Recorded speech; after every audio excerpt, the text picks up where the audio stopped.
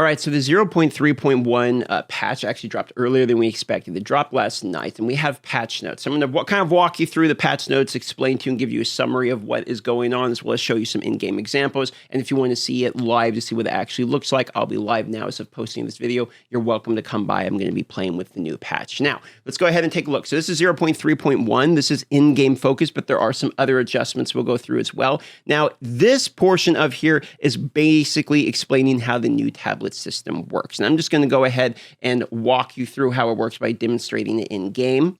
Previously, you would do a tower, you would put tablets in the tower, it would juice the maps around the tower, for instance. However, that has changed. Now, each and every one of the maps that you choose to run, you can click on really any of these, and if you put in a waystone, tablets are associated with the bottom of them here like they used to be with towers once you would unlock the tower. But now the tablets have individualized amount of uses left available, for instance, 17, 16, etc., and you can put them in directly, whatever mix of tablets you want, into each of these individual maps. This basically means the juicing is no longer associated with the towers and is instead associated with each individual waystone. Now, if you're familiar with Path of Exile 1 at all, these are kind of like scarabs-ish.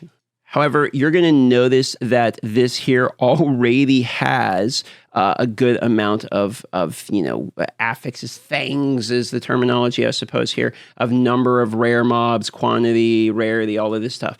Okay, now that is because I've already hit this map with a tower. So currently in the game, if you had pre-hit areas with towers, like, look, I have this really kind of rare setup of 4 towers, all basically on top of each other. So something like this has quite a bit of additions here, 49% quantity, 9% rarity or something. I could have made this even juicier, but this is just what I had available when I found this quad tower setup. So you have something like this, okay? So if I put in my tablets here currently, it will go above and beyond what is already placed there. So currently in the game, this is the only time since the release of this and going into the future in which you were going to have this much of a juice setup, because you have the towers that are already there with already the juice that's in there, and then the tablets going in there will add also on top of that. So right now you're going to be seeing some very crazy clips from people of much higher loot drops than can be expected going into the future because of this stacking of the old and stacking of the new mechanics. Now, an important point about that, because you used to actually be able to find a stacking mechanic like this, like I have 4 towers overlapping on top of each other, so the high end of my juicing here is more potent at a 4 tower setup than a 3, and a 3 is more potent at 2, etc. Because you can no longer do this, and you are actually limited to just putting in 3 tablets per map, that does mean, and they specified this in the patch notes, that the top end of the juicing has been lowered because of this. Now, there is some compensation buffs, which is the next portion of the patch notes here, where they have buffed, for instance, like Bountiful goes to 15 to 40 instead of 10 to 15. So they have buffed the tablets to help compensate, so that way you're getting a little bit of a higher floor of running your maps, but the very high-end juicing with a lucky layout, etc., has been brought down. Specifically, also, a quantity of items on tablet nerf has been brought down. From my understanding, I believe it's like 40-50% reduction in terms of high-end quantity stacking you could do. You can also reforge tablets here in order to get the new variants of the tablets if you reforge the same types here. And then you can see here, quantity of items on map, for instance, is 4 to 10%. So if you have 3 of these tablets on there, you could have like 30% increased quantity on the higher end. And obviously, as an example here, you can see I already had 49% quantity from the quad tower setup. So there is your reduction in terms of the higher end of the quantity. So you might see a bit of a mix of opinions depending upon who you're asking and what their position on the game is about these relation changes in terms of the balance of the tablets. Effectively, what you need to know is it brought up the floor of the juicing and made it more accessible for the majority of players. And if you're someone who is searching for and stacking the best tablets in the best layouts, it would have brought that ceiling down, even though there was compensation buffs. Now, we won't really see we will see an impact in the economy because of the juicing of the previous layouts added with the juicing of the new tablets. So we are going to see, the economy do some things in relation to that, but we won't see how this actually plays out in terms of the longevity of an economy with a league until next fresh start league. They also added some new addition to tablet modifiers. I like these, and I've talked about these in the previous video because these give you a little bit more agency over what type of things you want in your map. For instance, adding Asmiri spirits, additional essences, rogue exiles, etc. These is sort of the heart of Scarabs fundamentally from Path of Exile 1, which is being able to add in, modify, or change mechanics that are going into the actual map itself. So I like to see more control over the design of the map you're creating. Maps now all have a boss as well, and the modifiers related to bossing on the Atlas have been modified as such. And then if you look here, map areas generate with 1 to 3 extra random content. So now instead of having to run a map that has the icon when you log into that map, it's just going to have additional content placed within it randomly. Of course, you can still use these tablets in order to guarantee, you can see adds an otherworldly breach to the map. You can still use the tablets to guarantee the mechanics you want in there, and any of the towers you have already slammed, like I've mentioned previously, all of that juice and additional will still be on there as well currently. Okay, now we get into more of the interesting tidbits here. Now, this is about the reduction of mobs in the lower tier maps. I actually got to maps directly after this update in an softcore SSF, which is a league I normally don't play, so it was a fresh start with a brand new character. And I was playing Warrior, Moat, and Blast. And I can feel, for sure, you can feel the difference of lowering that impact of monster packs. Now, I'm not one who ever really thought that I wanted to have the mobs lowered in terms of density. However, this is only by 30% and increases going back up to tier 15.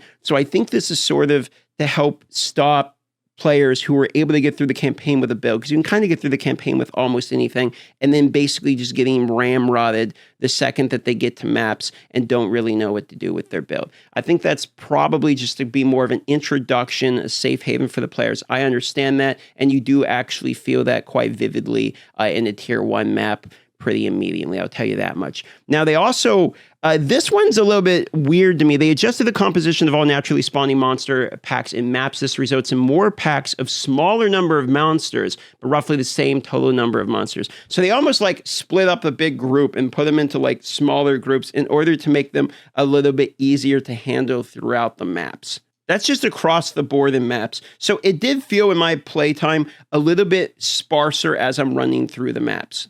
Now, one thing you can definitely feel here is the reduction in things of the ground effects, like chilled ground, for instance.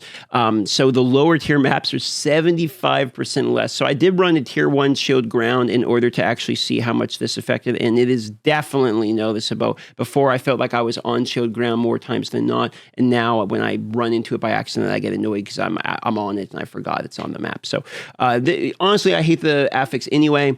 But now temporal change is now more annoying for me than chilled ground. So that was the result of that. Now, here you have the chance of Citadel spawning by 66% increase. This is an insane increase. I literally on the map have a spot. In fact, let me just show you this. So this is on my hardcore trade league here. I have a Citadel here, got Citadel there, Citadel there, Citadel there, Citadel there, one there. I thought there was more in the smoke here, but you kind of get my point. So like, these bitches be spawning. Obviously still RNG, but I mean, I've not really had any problem at all anecdotally with Citadels this league, but they're all over the goddamn place. I would believe now after the update. Now, the one cool part about this is if you do get these stone Citadels, they actually attached to them have these vault maps, and the vault maps just have a bunch of loot in them. You can just enter the vault map. You can see I've cleared all these here. You can just enter the vaults and just straight up loot a bunch of cool shit that happens to actually be in there. I don't know if they're called a Molten Vault. They're called something else anyway. It's like a unique map. And that's cool that more Citadels is fun because you can get 4 or 5 of these things, per stone Citadel. So those are just a big dopamine rush. I love to see the unique maps associated with the Citadels that spawn like that. I kind of wish the other ones had some really cool unique maps as well tied to them. So that way when you see a Citadel, you're not just excited about getting the fragment, but more so the biome it creates around it. This is just some clarity changes to the Rise of the Abysso here. Nothing that really matters, just detailed descriptions. And then when you went to the Wells of Souls, which you had to do all the time, it would always tell you your resistance of Act 2. So when you're calculating out, like you reveal, like, oh, do I need lightning res or something? You might get baited by having the wrong resistance show up. So I think they're just swapping that to wherever you're currently at in the game. It shows your in-game resistances if you're in-game, etc. And then some icon changes here. Icons for the cracks no longer display on the edge of the map if you don't see them. Enable the Eruption of Souls, rare monster modifier. I'm not sure what this one does. I didn't run into one of these. And Abyss can show up on the Atlas map legend. Now, there were player changes that I was not expecting. I thought this would just be a mid-league in-game tower rework, but there were some player changes here. So we're going to kind of go through these. Now, there is a calculation of evasion that was changed. Now, because I don't know the calculus off the top of my head, I went and pulled this, and this is what some guy showed on Reddit in terms of what the evasion changes actually mean. Don't know if this is 100% correct. We're just going to assume it is for the purpose of this discussion. Here's your ode chance to evade, depending upon your evasion number and the percentage allocated here as assumed by 2000 attacker accuracy. Okay, so now you're talking 25% is now 29, 28 is 36, 50 is 52, 61 is just over 61, and then after about 20 evasion, it starts becoming a nerf. This would make sense to me based upon what I saw in the chat. Some people said their evasion was higher, some people said their evasion is lower. It looks like they're trying to make evasion easier to get early on and harder to scale to those higher numbers later on. Sorry about the flashbang, but here's a graph kind of showcasing the same concept. Better early, worse late. This portion of the patch notes is basically just breaking down. It's a little bit easier to pick up your remnants. They did some changing of the baseline of the remnants and therefore also changed kind of the support gems of it, but it should overall be easier to grab your remnants from further away. Warrior totems, you will be able to stack basically infinitely of these ancestral warrior totems. So now you can only have up to 10 of these. And parry is not contributing as much stun buildup when you're going to parry, making it a little easier not to get stunned out of it. Now, this is kind of a nice one because this is something that I specifically asked them to fix. The Void Illusion skill, which is one of, in fact, let me just show it to you. So this move right here, Void Illusion, when you dodge, it creates like an illusion of yourself that can be attacked and it will explode. Now, before they had this tagged as martial weapon and unarmed, but it didn't scale with unarmed. Therefore, if you're running Hollow Palm, you're effectively making this do a big whopping like 3 damage. It's basically 0. So this was more or less a completely useless ascendancy if you are running Hollow Palm and you couldn't build around it. It was just dead. And Chalupa already kind of could use the love. So I asked them like, hey, obviously, Hollow Palm is like the big thing right now. Void Illusion just is tagged as unarmed, but doesn't work with unarmed. Can we please actually have this scale with the damage of unarmed? And how it actually does. So if you're running Hollow Palm, you're playing the Chalupa, Mr. Talk About Chalupa Monk here, and you want to try out the Void Illusion, it should actually be scaling damage that is actually doable now. You can see before this would literally be like single-digit numbers. So it actually does something. Couple smaller changes here. Vine Arrow no longer basically gets contributed from poison that's not yours or a fellow allies.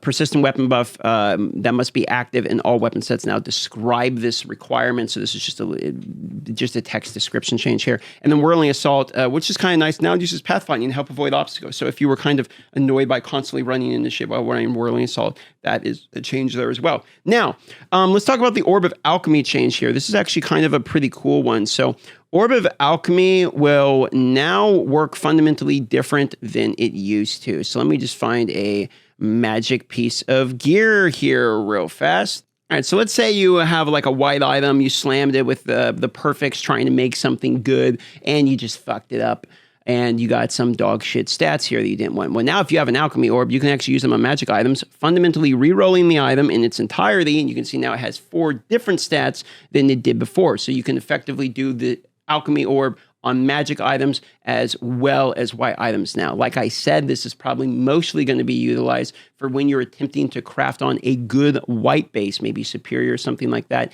You miss the rolls, you're like, shit.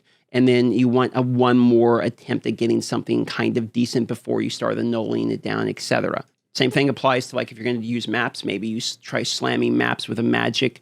You know, it may get a couple stats you actually want on your waystones. You get stats you don't want on it. You get penetration element or something. You slam with an alchemy to re-roll that. And because I have 598 alchemy orbs that I did not get baited totally into buying before this patch in hopes they'll go up, please, for the love of God, everyone start buying alchemy orbs. Surely that they are worth more than mirrors. I'm not trying to market manipulate because I'm a streamer. I absolutely could use some divines. Okay, this next line here enables 2 new lineage supports that weren't added in the pool by accident before. And so now we have this one, 10% of damage from hits is taken from supported companion's life before you, and you recoup 200% of damage taken by supported minions this way, but they have 30% less maximum life. This is a pretty good hardcore gem, by the way. So that one's enabled. And then we have here Crescendo. Enemies affected by curse from support skills are pacified for the final 30%, and they cannot be pacified again for 8 seconds. Now, here's something interesting about that. Pacified enemies cannot deal damage. So this straight up makes them, safe to interact around. Super interesting. Depending upon how long that curse's duration is, it's by the final 30% of the curse's duration. So if you're able to ramp curse duration, I mean, you might be able to make these guys, bosses or something, be kind of worthless for a while. So that is a very interesting addition that just for some reason was not added in the drop pool before. More unique items got added into the Reliquary Vault. And this one's interesting, the Cobra Lord in the Selkuri Sanctuary, which I believe is there in the interlude. It's the second act of the interlude. Now drops a one-time guaranteed Barya that can be used to obtain your 3rd set of ascendancy points. So now you'll have a way of deterministically getting one of those so you can at least attempt your 3rd ascendancy, even though it is the trial with Suck My Ass, which I'm not a fan of. You still at least get your attempt there if you would like it here. Updated the treasures of Utso quest steps to be more clear for the characters that were defeating the Forge Master Molten Vault already have completed the treasure of Utso quest on another character of the same league. So this way you don't have to have that same quest pop up again. They have a town crier in Act 4 to kind of yell your progression as you're going through.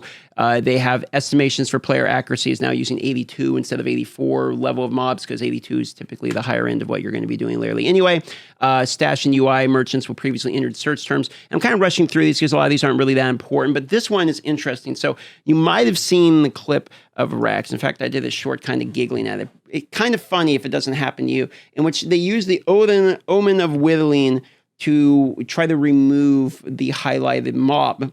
Or mod on an item. Well, the Omen of Whittling does not properly highlight desecrated mods. So if you have a really rare desecrated mods, in the example I'm using, it was a +2 to minions on an offhand there.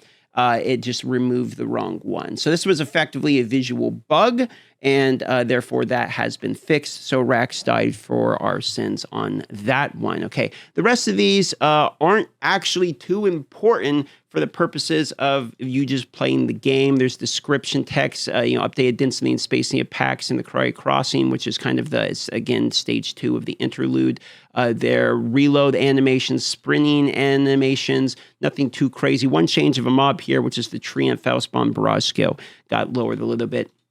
And this one is interesting because it's kind of, if you're a Pokemon collector and you went out there and you got the Blood Thief Queen monster, you can no longer be tamed or bound as a Spectre. So if you have one of those, you actually sort of have a unique item. You have a party hat in the game, more or less, of something that cannot be acquired again, which is just kind of cool. And then they enabled some microtransactions, as well as improving the performance of the game. Then we get into a whole lot of bug fixes, but we'll call this one out here. Monster modifiers on unique monsters were not applying some stats correctly, such as maximum life or item rarity.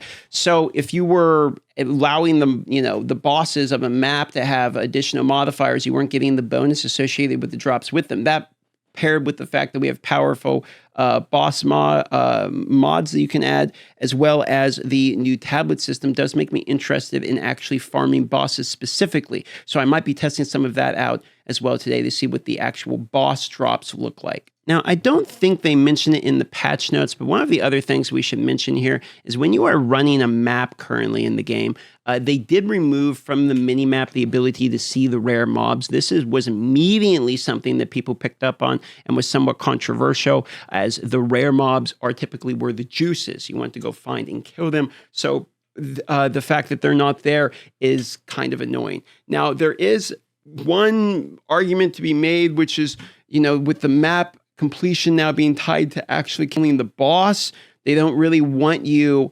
to be running around trying to kill rare mobs when what you're supposed to do is kill the boss. just like let it be a map, and they're not trying to force you down a path you don't have to get. I kind of get the logic. They haven't explicitly stated this, but this would be the sort of between the lines understanding that I would get. It doesn't really fit the theme of what the new map objective is, which I can understand, as it was sort of a band-aid fix to be able to just see where the rare mobs are in order to get that map completion down.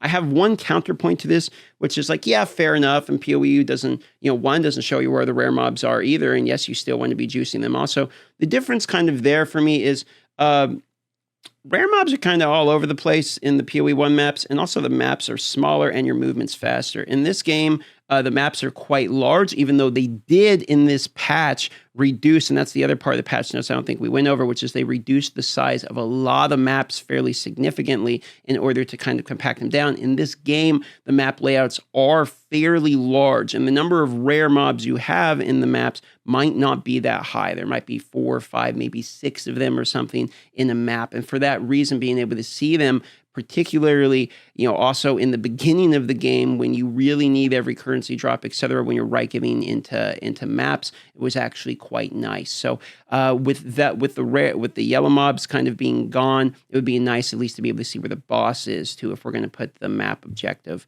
sort of on the mini map. So I'm kind of on the fence with that change. I did like seeing where the rare mobs are, but I do understand the philosophy of going forward. They just don't want the concept of yellows will always be on the mini map to always be there. So I could kind of understand that from a philosophy standpoint. That's more or less it. So if you just want the quick spark notes, top ceiling of juicing is higher actually than ever, but only temporarily in this league because of the addition of the new juicing on top of towers that were already pre-juiced. So for people like me that have already got setups, now the ceiling will be even higher. However, the overall ceiling typically of juicing of maps has been lowered by a decent amount due to quantity of items being lowered as well, which was a pretty significant part of the juicing of the maps. In fact, you're going to try the juice quantity over rarity because of the diminishing returns that typically rarity would have for you. So for that reason, you would typically try to go for quantity because you can get a lot of rarity on your character, but you can't get quantity of item drops on your character. All that to be said, the ceiling has been brought down a little bit, but the ease of access in terms of being able to get your maps to have good juicy rewards has been brought up for most players. It should be much easier for you to just go in and place your tablets as well. There is one other point I would like to make here at the end, which honestly is a separate video, but the process of making a map is what I would consider just a gigantic pain in the ass. In fact, let me just kind of show you the process here. So let's just say you have a white tier 15. I got one right here. Well, what am I going to do with my white tier 15? Well, we're going to alchemy it. Okay. And now what we need to do is we need to get it to have, let's see, 1 less of the revives available. We're going to go over and we're going to make sure that we actually have one of these ritual pieces in which we're going to get rarity. We're going to get rarity on here. So we're going to buy one of these. That's 42. And then we're going to go ahead and slam that rarity with a chaos here. Boom. So now we have a lot of rarity. And then what we want is we wanted one of these vertebrae. So we're going to need the vertebrae. I think they're on my other character currently. So let me just pick one up real quick. So then you want one of these. Okay. So then you're going to get, all right, give me one of these guys. So you're going to have one of these. And then you also want to make sure that you get it with a prefix. So that way you get the good juice for these. So now you're going to prefix plus do the vertebrae. You're going to add that on. Then you're going to go to the Well of Souls. Obviously, you could have all of the items, et cetera, already on your character. You could buy this stuff, from currency exchange. So the currency part's not really the part I'm complaining about here. But then you go here, and then you reveal, and then you're like, okay, you get the one that you actually want. I don't know. Let's just say Incubator Queen. You grab that. Maybe you see the animation, or if you're doing a bunch of them, maybe you don't. So then you sit here and you grab this next piece, and here we go. All right, there it is. Boom. And then now what you're going to do is now you're going to delirium it if it's looking good like it is. And this is all before if we're going to try Tempt the Valley, and then you have the greed. So then we're going to open this up here, and we're going to, if we want rare, that we could do greed, or you could do paranoia if you want more rare mobs. So then you grab that, and now I have a map. Now I go back to, oops, I did the wrong one, not town. We want to go to the hideout here, /hideout. We go in here, we find a spot on the map. We're going to click on where we want to go in the map. We go here, for instance, we put these in, and then we're going to go, 1, 2, 3 with the tablets, and then we open the map. So this process of like prepping a map Like you have to do the amount of interfaces you're going through, unacceptable. In my opinion. I'm not, obviously I'm not like a giga juicer. I'm mostly just trying new builds most of the time and having fun with the game. I don't really chase currency too often, although I did a little bit more this league in order to get Headhunter into Dreamwalker. But the process of creating a map on the higher end of it 100% is unenjoyable. And so with the in-game rework that happened here and with the focus of it being in 0.4, I'm assuming this whole process is going to get streamlined. And the reason I say assuming is because there is no way that this current process of creating these maps, and even if you do them in bulk and you have all the currencies prepped and all that, there's no way this process